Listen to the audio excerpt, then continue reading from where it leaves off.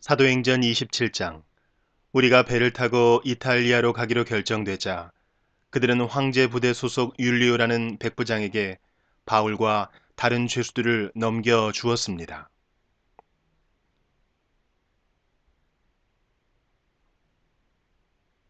우리는 아드라무테노에서 온 배를 타고 떠났습니다. 그 배는 아시아 지방의 여러 항구를 거쳐가는 배였습니다. 데살로니가 출신의 마케도니아 사람인 아리스다고가 우리와 함께 가게 되었습니다. 이튿날 우리는 시돈에 도착했습니다. 율리오는 바울에게 매우 친절했습니다. 그는 바울이 자유롭게 친구들에게 갈 수 있게 해 주었고 그들이 바울에게 쓸 것을 줄 수 있게 하였습니다. 시돈을 떠나 항해를 계속하려고 했을 때 맞바람이 세차게 불어와 키프로스 섬에 바짝 붙어 항해해야 했습니다. 우리는 길리기아와 밤빌리아 앞바다를 가로질러 항해한 후에 루기아 지방의 무라에 도착했습니다. 그곳에서 로마 군대 백부장은 알렉산드리아를 떠나 이탈리아로 가는 배를 발견하고 우리를 그 배에 태웠습니다. 우리는 며칠 동안 천천히 항해한 끝에 간신히 니도 앞바다에 이르게 되었습니다. 맞바람이 너무 세차게 불어와 우리가 가려던 항로로 더 이상 나아갈 수 없어서 살몬의 맞은편에 있는 크레타 섬을 끼고 항해하였습니다. 우리는 해안가를 따라 어렵게 항해하여 라세아라는 도시에서 가까운 아름다운 항구라 하는 곳에 도착하였습니다. 시간을 많이 빼앗긴 데다가 이미 금식 기간도 지나 더 이상 항해하는 것이 위험했으므로 바울이 그들에게 충고했습니다. 여러분, 계속해서 항해를 하다가는 큰 어려움을 겪게 될 것이라고 생각합니다. 배와 짐만 손실되는 것이 아니라 우리 목숨까지도 잃게 될 것입니다. 그러나 백부장은 바울의 말을 듣기보다는 선장과 선주의 말을 더 믿었습니다. 그 항구는 겨울을 보내기에는 적당하지 못한 항구였기 때문에 사람들은 대부분 그곳을 떠나 베닉스에 가서 겨울을 보내고 싶어 했습니다. 베닉스는 크레타 섬에 있는 항구 도시인데 남서쪽과 북서쪽을 향해 위치한 곳이었습니다. 마침 남쪽에서 순풍이 불기 시작하자 사람들은 자기들의 계획대로 되리라고 생각했습니다. 그래서 그들은 닻을 올리고 크레타 섬 해안을 따라 항해하기 시작했습니다. 그런데 갑자기 유라굴로라고 부르는 폭풍이 섬 쪽에서 불어왔습니다. 배는 폭풍에 휘말려 바람을 거슬러 조금도 앞으로 나아가지를 못했습니다. 그래서 우리는 앞으로 가려는 노력은 포기하고 바람이 부는 대로 배를 내맡기고 표류하기 시작했습니다.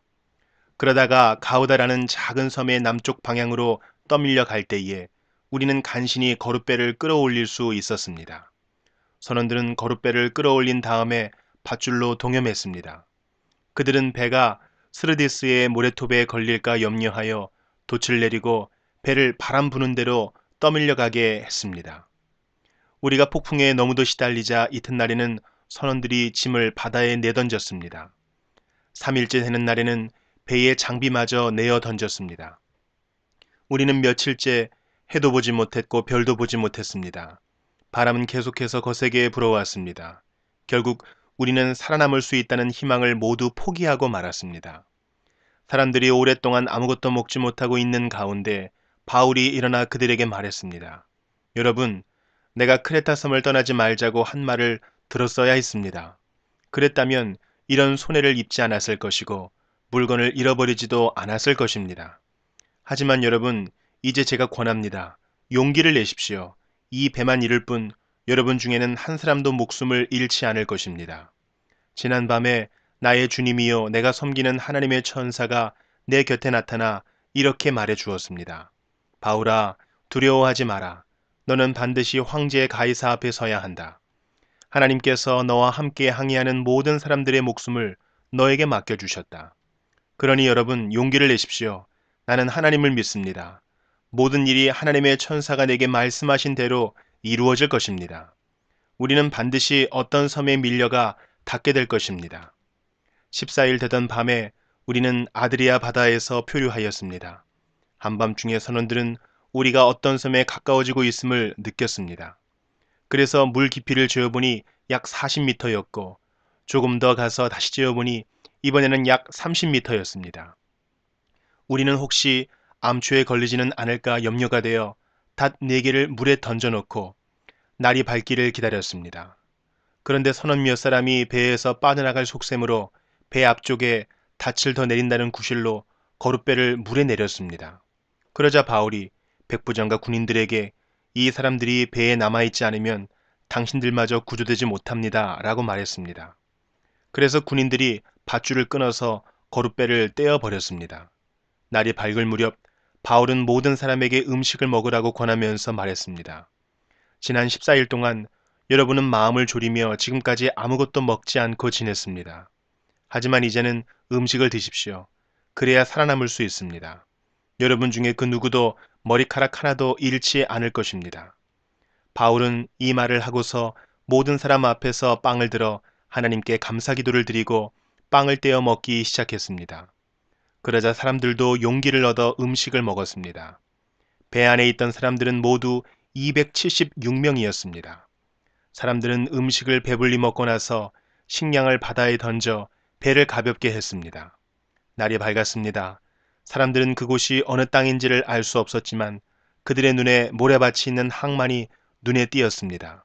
그래서 그들은 어떻게 해서든지 배를 모래밭에 대기로 작정하였습니다. 그들은 밧줄을 끊어서 닻을 바다에 내버리는 동시에 키를 묶은 밧줄을 풀었습니다. 그리고 앞 돛을 올려서 바람을 타고 해안 쪽으로 배를 몰았습니다. 그러나 배는 두 물살이 만나는 곳에 들어가 모래톱에 걸리고 말았습니다. 뱃머리는 꼼짝도 하지 않고 배 뒤쪽은 거센 파도에 부딪혀 깨어졌습니다. 군인들은 죄수들이 헤엄쳐 도망칠까봐 그들을 죽이려고 계획을 짰습니다. 그러나 백부장 율리오는 바울을 살리고 싶어 했습니다. 그는 군인들이 죄수를 죽이지 못하도록 헤엄칠 수 있는 사람은 모두 바다로 뛰어들어 육지로 올라가라고 명령했습니다. 남은 사람들은 널빤지나 부서진 배 조각을 붙잡고 나가게 명령했습니다. 그들은 모두 무사히 육지로 올라왔습니다.